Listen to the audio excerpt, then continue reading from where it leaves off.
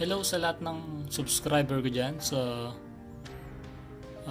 YouTube, at awareness lang sa lahat ng gumagamit ng cellphone. Okay, marami ngayong kumakalat na phishing link na pwedeng ma-hack ang inyong FB account sa isang click lang, no? Pwedeng i-hack ng hacker yung inyong Messenger at Facebook account sa isang click lang. So ito, share ko sa inyo kung ano yung itsura ng mga link or itsura ng link na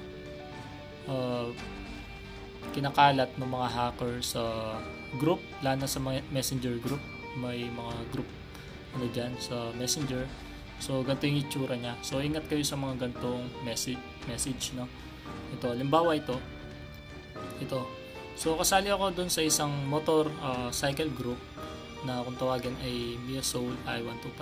So hindi lang naman dito sa group na to yung mga hacker na to or mga phishing link na to kumakalat. So kapag ganyan, ako yung nag-emphasize niyan kasi alam ko phishing link siya kasi meron nang na-hack. Okay, so ganito yung itsura niya. Yan. So sasabihin niya, sabi niya, PM my manager now on how to start earning daily money. Also tell her you were referred by me in order for you to start earning directly to your CoinPH or your GCash. Kapag ganito na yung message nila, yan, pumapasok na yung CoinPH, yung GCash, sa malamang scam yan. Tsaka walang easy money. Okay?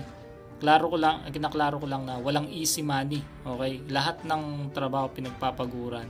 Tapos sasabihin pa nila kumita sila ng 50k sa isang araw. Walang ganon, di ba? Tapos ganito yung itsura ng mga link nila. Ayan, facebook.com. Ayan. Di ba? Mukhang legit kung titignan mo Pero ang di mo alam, converted na yan. So hindi talaga facebook.com yan. Meron silang ginagamit na application or kung anumang website na hindi naman talaga siya facebook.com, pero palilitawin nilang ganyan siya yung link nila para mukhang katiwala, di ba? Ganon. So papakita ko lang yung convo namin nung nitong na-hack ito si Aiko. Okay? So screenshot ko lang to Okay, so papakita ko yung mga convo namin. Nagtanong kasi ako sa kanya. So ito na nga yung hindi ko na-emphasize, no? Yung Jovencio na to, ito yung katrabaho niya na namomroblema ngayon. Ang galing lang ng hacker kasi itong Jovencio account na to, na-hack na to ng hacker. So itong Jovencio, nag-click nga siya sa gantong link, kakala niya magkakaroon siya ng trabaho, ganon, no? Siguro gusto niya side job. So itong Jovencio nga na to, clinic niya to, tapos ang nangyari, ayun, na-hack na yung kanyang account. So sa one click niya lang is napasok na ng hacker yung kanyang account. So sabi nitong Aiko, ayan, sabi niya, alert scammer, Jovencio, sabi niya, scammer ka. Hack mo lang account ng katrabaho ko. So ito yung katrabaho niya, si Jovencio Ampo Consigna Jr. So ang galing lang ng hacker kasi yung account na hinak niya, yun yung papakalatan niya ulit ng link na ganito. Okay? So hindi mo siya matitrace yung hacker kung hindi ka talaga magaling mag-trace ng hacker. So yung mga ganito, nire-report na to sa cybercrime, no? Sa mga police, pwedeng ganun. So ito yung tinanong ko sa kanya. Sabi niya, di ba? Sabi niya, alert scammer Jovencio, scammer ka, hack mo lang ako ng trabaho ko.